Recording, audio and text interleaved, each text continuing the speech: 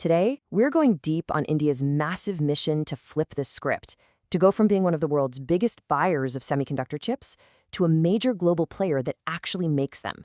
This is a huge, high-stakes bet on its own technological and economic future. And that quote right there, it says everything you need to know. Think about it. In our world, these tiny little slivers of silicon are the new oil. They're in our phones, our cars, our hospitals, and our defense systems.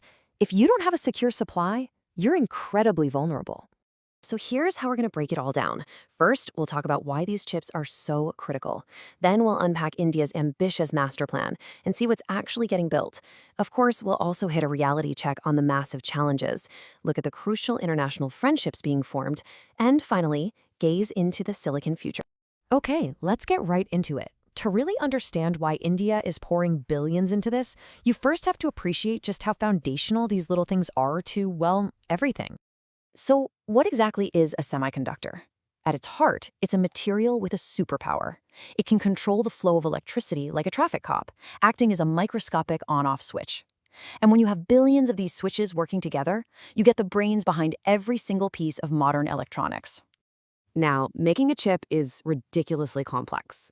You can basically boil it down to three main stages. You've got the design, which is like the architectural blueprint.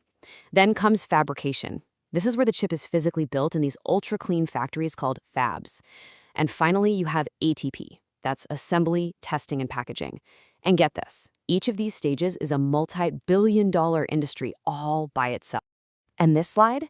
This is the whole reason we're talking about this today. The pandemic and recent conflicts threw a giant spotlight on a huge global weakness. The supply chain is dangerously fragile. Think about it. When one place, Taiwan, makes over 60% of all the world's chips and a mind-blowing 90% of the most advanced ones, the entire planet is walking a tightrope. This isn't just about your next smartphone being delayed. It's a massive national security risk. It's why every major economy, including India, is scrambling to build its own chip-making capabilities. So, what's India's answer to this global wake-up call? Well, that brings us to their national game plan, a blueprint designed to build a semiconductor industry from the ground up. And the first thing you notice is the money. We're talking 76,000 crore rupees. That's about 10 billion US dollars. This isn't just some vague policy promise. This is a massive financial cannonball aimed squarely at the future of technology. So how are they spending all that cash? It's a really smart full-stack approach. For the big, expensive stuff like building the fabrication plants and the testing facilities, the government is basically saying, we'll pay for half. But they're not stopping there. They're also nurturing the design startups with the DLI scheme and, crucially, building a pipeline of talent with the Chips to Startup program. It's a plan that covers all the bases. Okay, so a plan on paper is one thing, but is any of this actually happening? Let's look at the incredible speed with which India is trying to turn these ideas into actual factories and products. I mean, just look at this timeline. The mission was only launched in late 2021, and the milestones are already flying by. We're seeing packaging plants opening their doors, advanced design centers popping up, and even a homegrown processor for India's space program. The pace is just relentless, with the goal of having the first commercial made-in-India chips rolling off the line by the end of this year. And these aren't just small pilot projects. We're talking about giants. You have the massive Tata PSMC fab anchoring the whole effort. You've got a global heavyweight like Micron dropping billions into a packaging plant. And you've got other key players building out the rest of the puzzle. All in all, there are already 10 huge projects that have gotten the green light. All right, so the momentum is real. But let's pump the brakes for a second. This is an incredibly difficult industry to break into. Now we have to take a hard look at the massive hurdles standing in India's way. And this right here really captures India's biggest paradox. On one side, the country is an absolute powerhouse in chip design. Nearly a fifth of the world's chip designers are based in India. But on the other side, there's a huge gap when it comes to the people who can actually make the chips. We're talking about a massive shortage of the specialized engineers needed to run the fabs and the packaging plants. Closing that gap is probably the single biggest challenge they face. And the talent gap is just the start. This industry is punishingly difficult. Fabs need absolutely perfect, uninterrupted power and unimaginable amounts of ultra-pure water. Then there's the supply chain. Right now, almost all the raw materials have to be imported. Building a domestic supply for those is a project that will take a decade on its own. And you're doing all this while competing against entrenched giants in Taiwan, South Korea, and the US. It's a monumental undertaking. So, with all these challenges, how can India possibly succeed? Well, a huge part of the strategy is realizing they can't do it alone.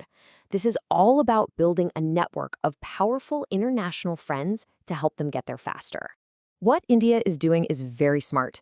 It's positioning itself as a trusted partner in the worldwide push to make the supply chain more secure. You see deep partnerships forming with the US on tech development, with Japan on crucial materials and equipment, and with groups like the EU and the Quad to make sure everyone is on the same page. This is high-stakes technology diplomacy. And if you want to see just how deep these partnerships go, look no further. The Shakti Fab is a game changer. This is a direct team-up with the U.S. Space Force to build a factory in India making military-grade chips. This isn't just about business anymore. This is about deep, strategic alignment on national security. All right, so we've seen the plan, the progress, the challenges, and the powerful alliances. So what's the end goal? What does success actually look like for India's massive semiconductor quest? Well, in a word, growth. The economic prize here is just enormous. India's own market for chips is projected to explode, nearly tripling from around $38 billion today to over $100 billion by 2030. If India can make a significant chunk of those chips at home, it will be a huge economic win. So, how do they get there? The roadmap is pretty clear. Step 1, finish what you started. Get those 10 approved projects up and running. Step 2, go all in on closing that talent gap. Step 3, start building a domestic supply chain so you're not so dependent on imports. And step 4, keep investing in R&D so you're not just making chips, but inventing the next generation of them. That quote from the Prime Minister really captures the whole spirit of this mission. Yes, they started late. Yes, the challenges are immense, but the momentum is undeniable, the strategy is in place, and the global winds are at their back. India is making a powerful play to become a key player in the silicon future, and it's going to be fascinating to watch.